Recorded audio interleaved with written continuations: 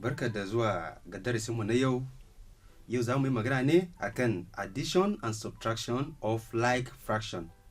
Amma kamin na yi magana akan addition and subtraction of like fraction, sai mun san menene like fraction. Like fraction su ne fraction da zaka gan cewa denominator nasu iri ɗaya ne.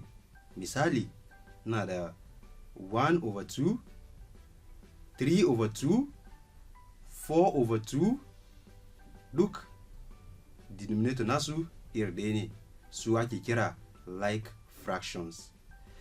Yanzu nan mun je addition of like fraction, na zo da lambobi yau da za mu gwada da shi. Na farko shine 1/2 plus 3/2. Ya ake wannan? Idan za mu yi amfani da like fraction, ba za mu taba denominator ba, za mu yi amfani da numerator. A wurin za mu aiki numerator lambobin na sama, denominator lambobin na kasa. Ba za mu yi amfani da na kasan ba, sai na sama. Na sama kuma muna da 1 plus 3. Ga guda da idan na hada uku, 1 2 3 4, wato 1 plus 3 zai ba mu 4/2. Saboda na ce ba za mu taba denominator ba, inda yake za mu ajiye haka. Na biyu kuma na 3/5 plus 4/5. A wurin ba da amsa sai mu yi je 5, sai mu yi 3 plus 4.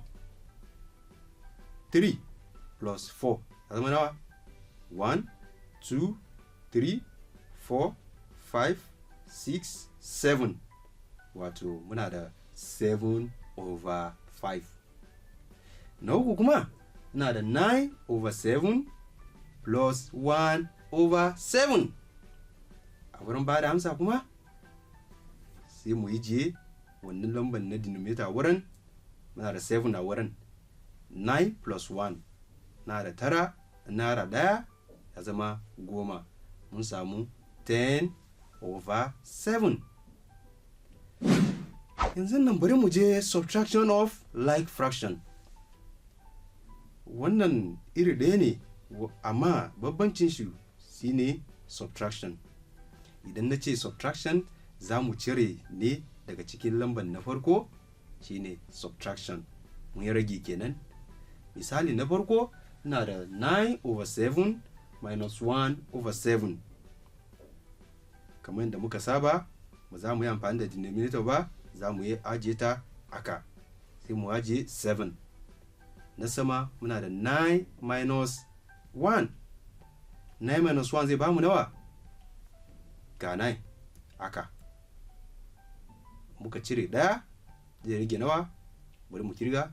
1 2 3 4 5 6 7 8. 9 minus 1 zai ba mu 8, wato amsar mu shine 8/7. Na biyun kuma ina da 6/4 minus 1/4.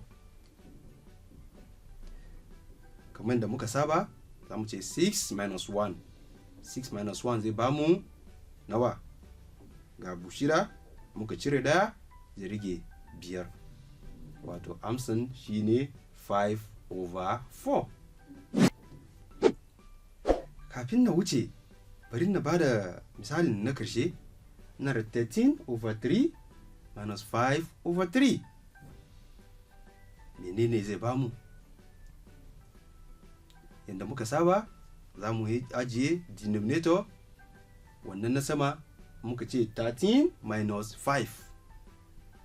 13 minus 5 zai bamu nawa? Na da 13, sai mu cire 5. Mun cire 1 2 3 4 5, mun cire 5. Mu kirga wanda ya rage yanzu nan. 1 2 3 4 5 6 7 8, wato 13 minus 5 shine 8. Amsan mu zai zama 8/3. Wannan shine karshen darasinmu na yau. Ina fata darasin yau na da sauki. Amma kafin na wuce, zan ba ku aikin gida. Wannan da kuke gani shine aikin gida, kuma ku gwada. A huta lafiya.